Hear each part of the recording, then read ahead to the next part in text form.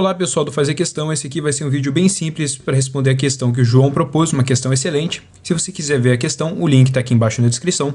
Então sem mais delongas, vamos começar. Aqui a gente tem uma cunha de massa emisão, com um bloco em cima de massa emizinho, os dois estão conectados com uma mola de constante elástica K, o módulo da aceleração gravitacional é G e o ângulo aqui da cunha é θ. Ele quer saber, depois que a gente perturbar a massa emizinho, qual vai ser a frequência angular ômega de oscilação do sistema. Primeiro a gente pode fazer análise de forças para a cunha. Na cunha vai agir uma força aqui de contato N, também vai agir a força elástica ali em cima, e depois de assinalar os devidos ângulos, a gente pode escrever segundo a lei de Newton, F cosseno θ menos N seno θ é igual a massa vezes aceleração razão.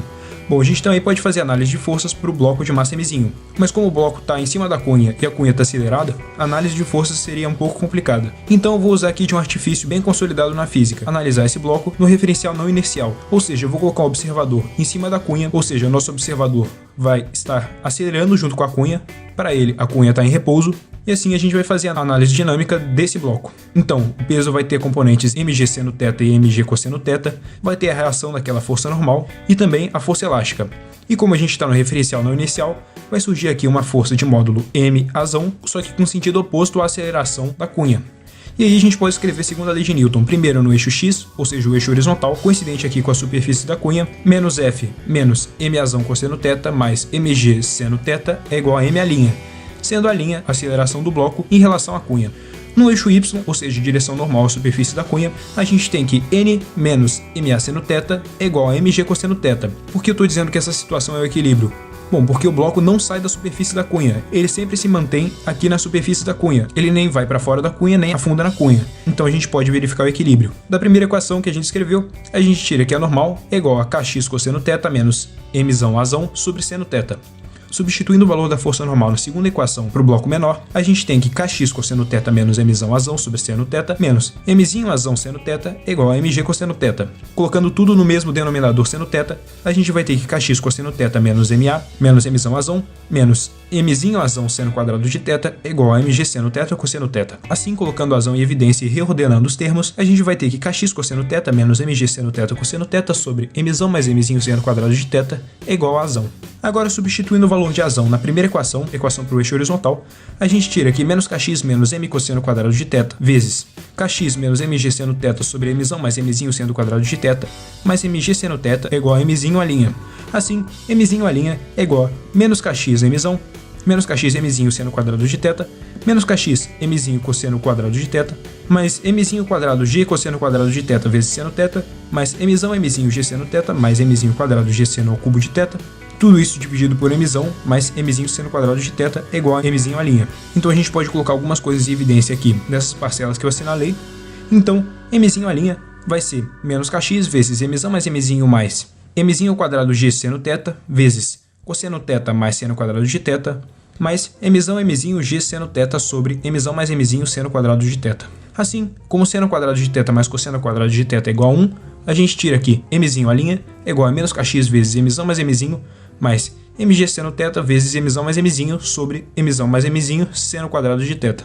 E aí, colocando mzão mais mzinho em evidência, a gente tira aqui a aceleração à linha do bloco em relação à cunha é igual a mzão mais mzinho vezes mg seno θ menos kx sobre mzinho vezes mzão mais mzinho seno quadrado de θ. Mas essa aqui é a aceleração do bloco no referencial da cunha. Para analisar o movimento, a gente precisa da aceleração do bloco em relação ao chão. Para conseguir essa aceleração, a gente pode fazer uma análise vetorial. Aqui a gente tem a aceleração à linha subindo o bloco, a gente tem a aceleração da cunha aqui para a direita. Então a gente vai ter um vetor resultante da composição dos dois movimentos, que eu vou chamar de A. Esse vetor aqui é justamente o vetor que corresponde à aceleração do bloco de massa mzinho em relação ao solo. E para resolver o exercício, o que a gente pode fazer? A gente pode analisar a aceleração relativa entre a cunha e o bloco, porque ambos os corpos têm um movimento que vai comprimir a mola. Assim a gente pode chegar na equação característica de OMHS com a aceleração relativa dos dois blocos. Mas espera aí, ao invés de eu fazer essa análise vetorial aí que vocês estão vendo para achar o vetor aceleração do bloco em relação ao solo, eu posso mudar o meu referencial para um referencial em que o meu observador fica parado em relação à cunha. Assim, a aceleração relativa vai ser justamente a aceleração total que vai comprimir a mola. Colocando o nosso observador em repouso em relação à cunha, a gente vai ter um problema muito mais trivial, que é simplesmente uma cunha fixa com um bloco oscilando em cima. Esse novo referencial vai facilitar ainda mais a resolução da questão. A outra forma está certa, mas abre muito espaço para alguns erros algébricos. Nesse caso aqui, a gente vai fazer no referencial da cunha, porque a gente já tem esse vetor A' que combina as duas acelerações e é muito mais fácil de se obter. Bom, como a gente sabe que A' é igual a mzão mais mzinho vezes mzinho g seno θ menos kx sobre mzinho vezes mzão mais mzinho seno quadrado de θ, a gente pode passar o mzinho para outro membro e a gente vai ficar com massa vezes aceleração igual a mzão mais mzinho vezes mg seno θ vezes mzão mais mzinho seno quadrado de θ, partindo aqui em duas frações, menos k vezes mzão mais mzinho sobre mzão mais mzinho seno quadrado de θ vezes x. E lembrando aqui que essa é a representação para a segunda derivada temporal do x, ou seja, a aceleração, que está aqui em destaque. Bom, mas como isso é uma questão de MHS, a gente tem que ter uma forma de simplificar essa expressão de modo que ela seja equivalente a menos uma constante p vezes x. Essa aqui é a equação característica do MHS. Massa vezes a segunda derivada da posição tem que ser igual a menos uma constante vezes o x. A gente vai ver quem é o x daqui a pouco. Bom, a gente pode escolher b e x de modo que a expressão seja válida da seguinte forma. Vamos escolher p sendo igual a mzão mais mzinho vezes k sobre mzão mais mzinho seno quadrado de θ, e x pode ser igual a menos mg seno θ sobre k mais a posição. Bom, essa expressão é válida porque se você calcular menos px, você vai voltar à expressão inicial, mzão mais mzinho vezes mzinho g seno θ menos kx sobre mzão mais mzinho seno quadrado de θ, é justamente a expressão que a gente tinha.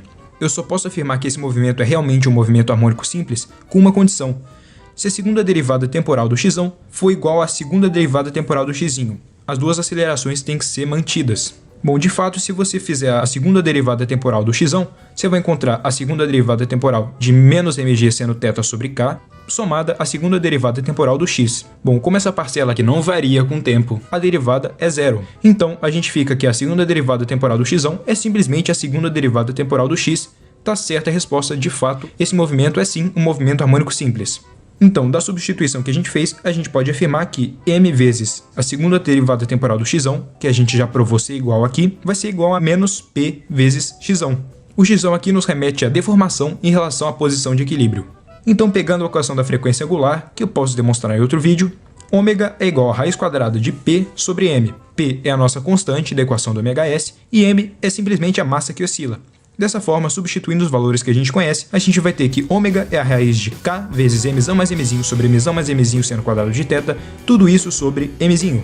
E então a gente chega na nossa resposta final, ômega é igual a raiz quadrada de k vezes mzão mais mzinho sobre mzinho vezes mzão mais mzinho seno quadrado de θ. Olha que interessante, pessoal.